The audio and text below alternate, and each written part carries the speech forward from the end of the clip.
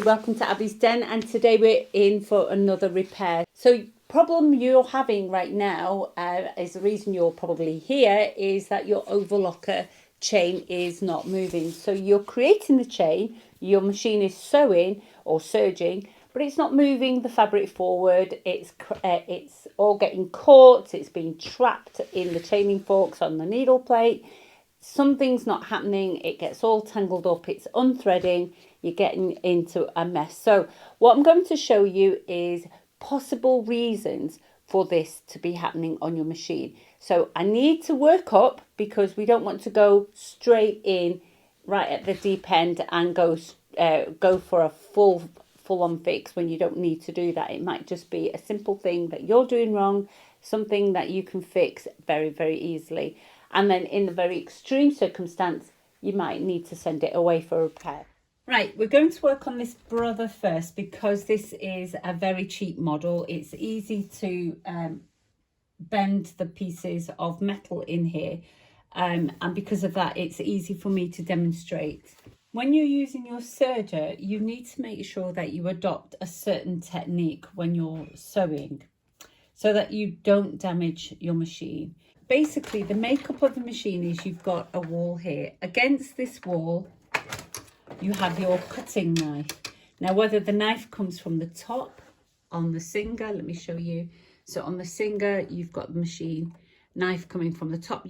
And quite often you will get the knife coming from the side underneath like that. So it moves up and down like that. Okay, so you've got this wall here and that's where you will sit your fabric. You've got two sets of feed dogs and the feed dogs are feeding your fabric going to the back. So you want to be pushing your fabric when you hold the fabric in the machine. You want it to be going towards the back. On a sewing machine, you tend to have your threads coming off. I tend to say to people, have your threads coming northwest. But on an overlocker, it's different because of the way the needle plate's made. You need to make sure your threads come towards the back. And I'll show you here.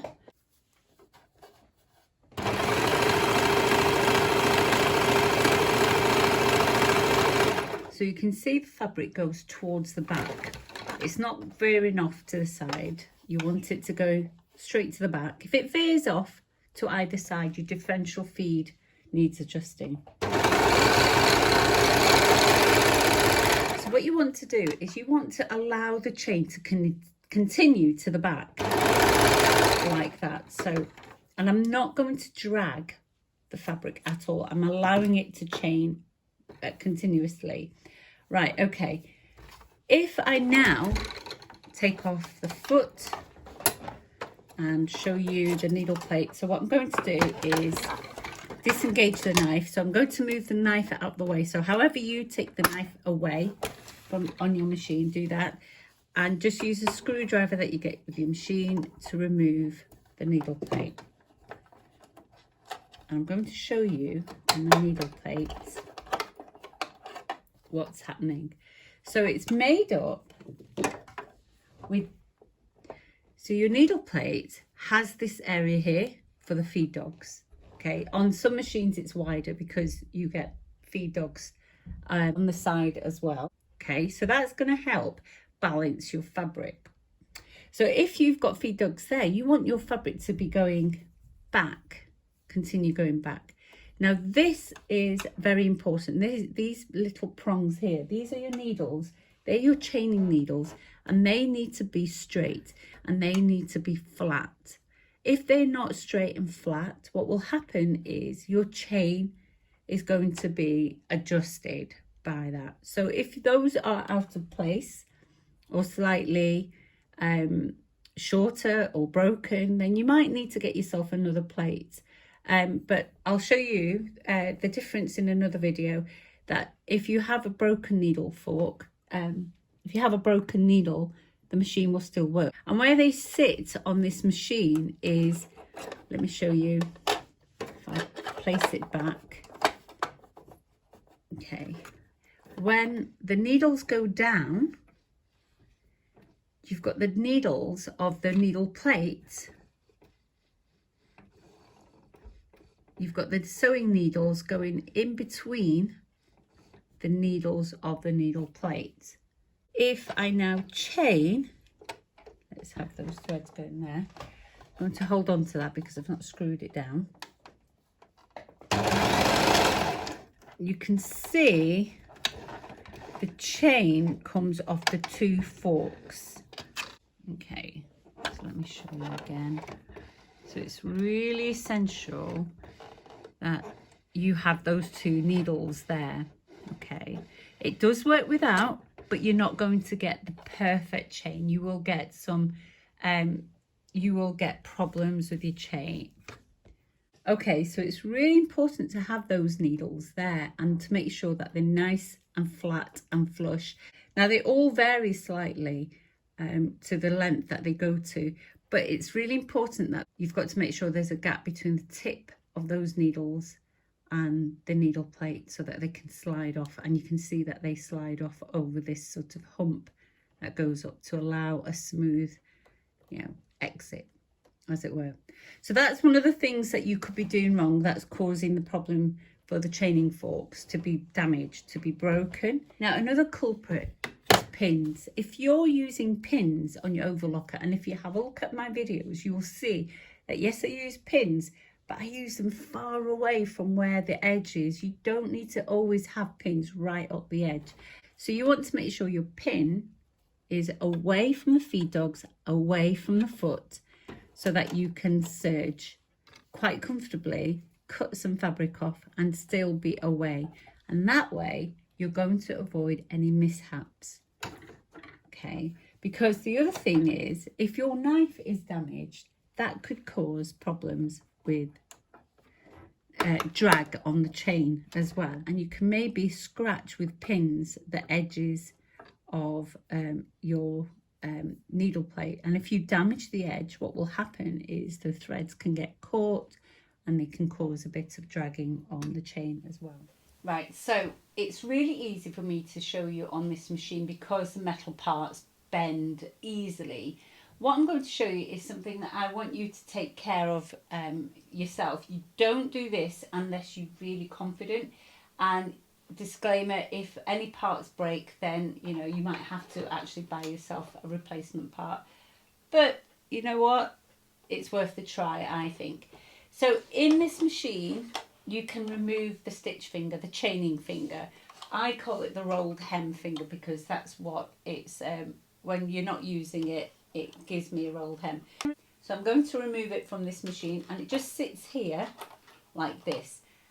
And it's this part here that you might recognise. You'll see that on your machine, whichever model you've got, and it just basically, all it does, its function is to complete the needle plate for you. And when you remove it, it's not there, your fabric flops down, you can create a tight tension on your threads and force the fabric under, which is why you get a rolled hem. So if I remove that, what I'm going to do is I'm going to remove the needle plate. Let me disengage the knife, because on this machine you need to disengage the knife to remove the needle plate. Remove the foot.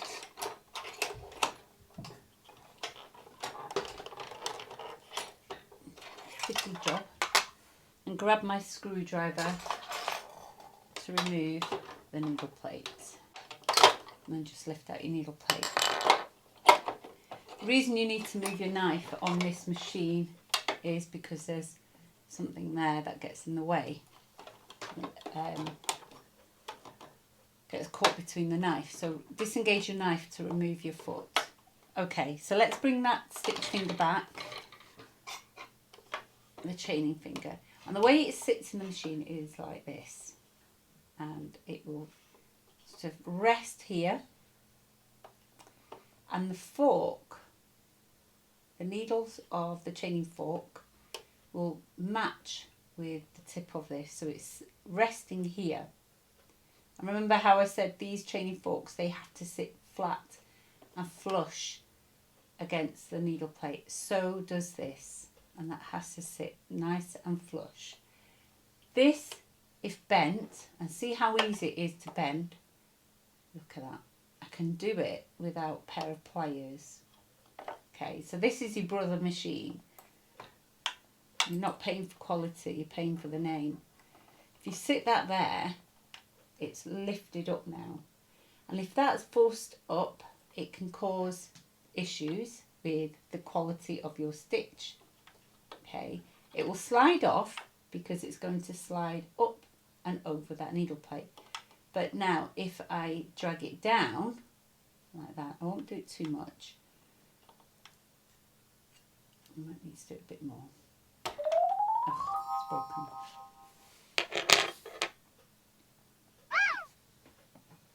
Luckily, I've got a couple of spares. If I bend that down a little bit, and then it's not flush with the needle plate, okay, and it's going to sit below. If I put the chain fork in, so those two dots match up with the two dots there. Just force that in. You can see now, can you see how the chaining fork, the two needles sit nice and flush, but that now it sits downwards and facing, and it's almost as if it's sitting on the needle plate and it's forcing, sort of almost resting there, but there is a little gap there, so threads should be able to come off, but they're sitting right against there. So if I put the foot back on and we'll do some stitching, let's see what happens.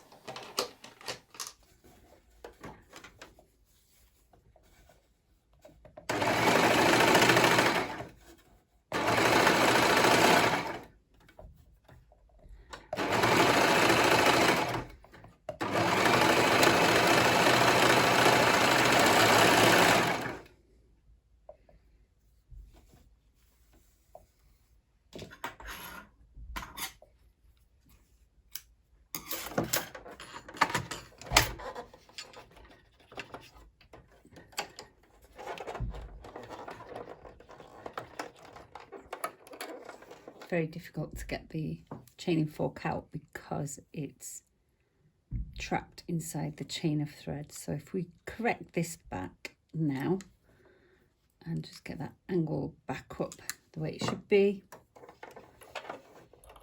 pop the finger back in.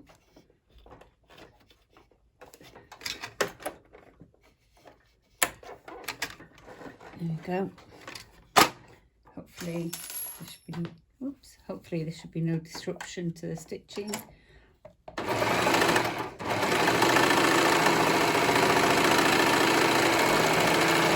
And hey presto, we're stitching good again. So that's all it is. So you can see the difference in having the stitch finger or the chaining finger, rolled hem finger, whatever you want to call it. When it's too low, you get poor stitching like that. And when you've got it angled correctly, the chain can move through the needle plate smoothly. So there you are. Okay, so in machines like this, you cannot release that chaining finger easily. And these are both very similar. So I'm going to show you on the